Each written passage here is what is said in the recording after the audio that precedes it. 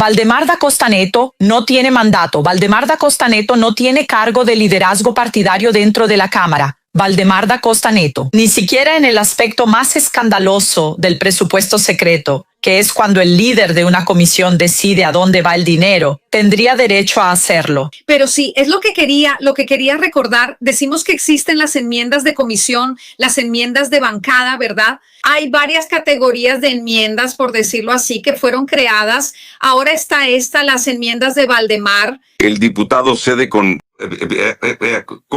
conscientemente una parte de sus enmiendas. Entonces, presidente, por lo que usted está diciendo, todos los presidentes de partido hacen lo mismo.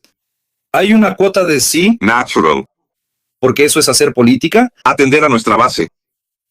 ¿No sería correcto que usted, cuando un alcalde lo busque, lo dirija al despacho de un diputado aliado y le diga, mira, habla con el diputado, que él es quien va a determinar los recursos del presupuesto? Porque lo que parece es que hay una innovación dentro del presupuesto secreto en la que quien no tiene mandato parlamentario determina a dónde se va a asignar el dinero dentro del presupuesto, ¿no? ¿A qué ciudad va? ¿A qué ayuntamiento?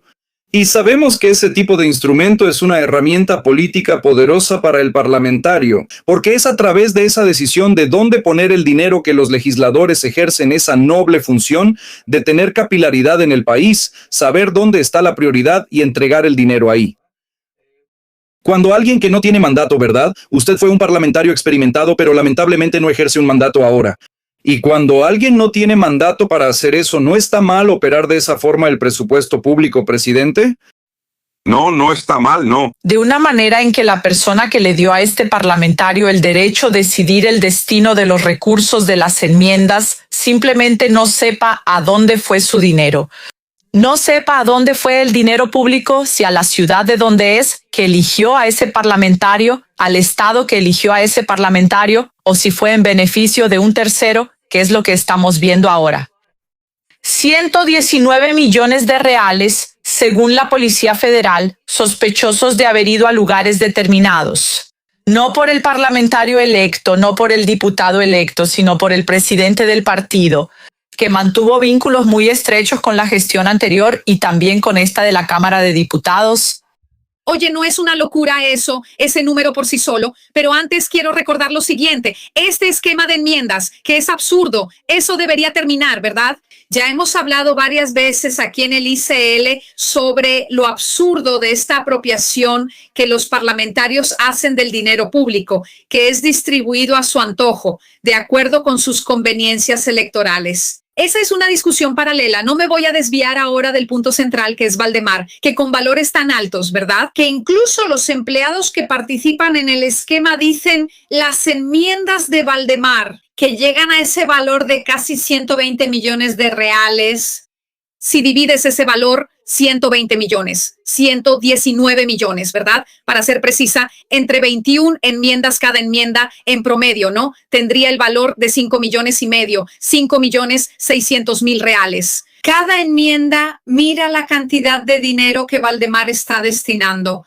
Sin ser parlamentario, ¿verdad? Al contrario, ser de partido, ser el presidente del principal partido que reúne la base bolsonarista en el Congreso. ¿A dónde están yendo esas enmiendas? ¿A dónde está yendo todo ese dinero, todo ese dineral? Esto es un desmadre, ¿verdad, gente? Eso está yendo justamente para fortalecer, ¿verdad?, los bastiones electorales del bolsonarismo. Algunos, ciertamente, algunas bases muy específicas de Valdemar, claro, ¿no? Él está usando ese dinero para beneficiar a sus bastiones. ¿Quién sabe? Hasta para él mismo, a título personal, pero eso es todo. La investigación puede probar, además de fortalecer los bastiones bolsonaristas en el año electoral. Mira qué maravilla, ¿verdad?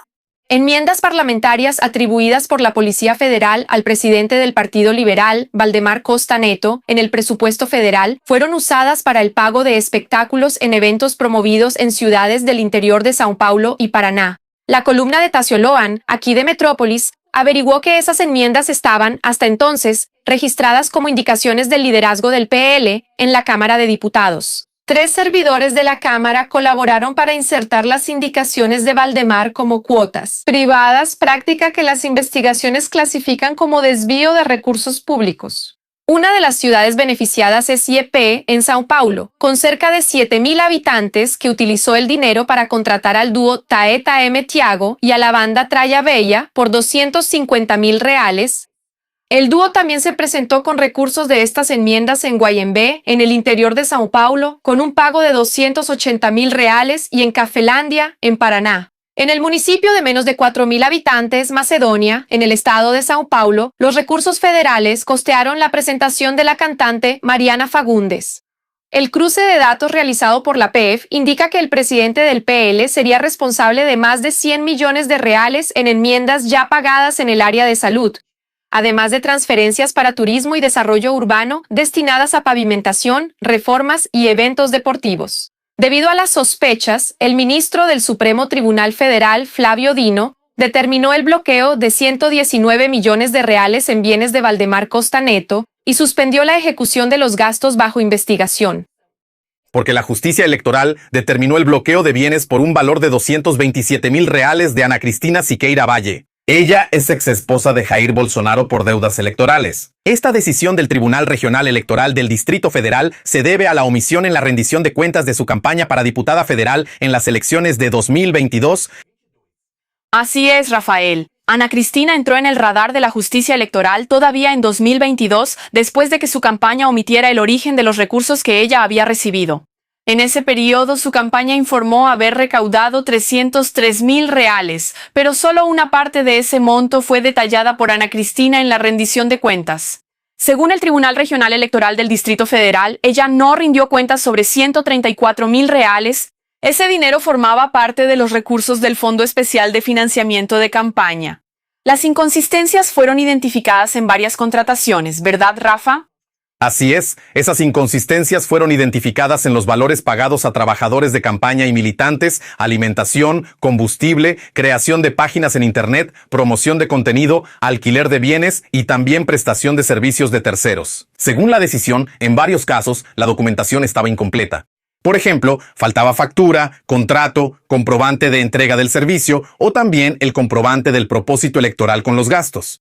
Un ejemplo citado en la decisión es el gasto de 3.000 reales en combustible, pero sin comprobación de vínculo con vehículos de la campaña. Mira, y Rafael, vale recordar que Ana Cristina fue citada varias veces para dar aclaraciones sobre el uso de esos recursos, pero ella no se presentó en ninguna de las oportunidades y ahora entonces se dictó esta condena que tiene algunas consecuencias además del bloqueo de bienes. No, yo siempre leí súper bien. Vamos, João amaba a Teresa, que amaba a Raimundo, que amaba a María, que amaba a Joaquín, que amaba a Lili, que no amaba a nadie. Juan se fue a Estados Unidos, Teresa al convento, Raimundo murió en un accidente, María se quedó soltera, Joaquín se suicidó y Lili se casó con J. Pinto Fernández, que no había entrado en la historia. Entonces vamos allá. Primero porque el título es irresistible, que es la cuadrilla. Dentro de esa cuadrilla, que es la cuadrilla de la fiesta junina, siempre hay parejas que bailan alternadamente.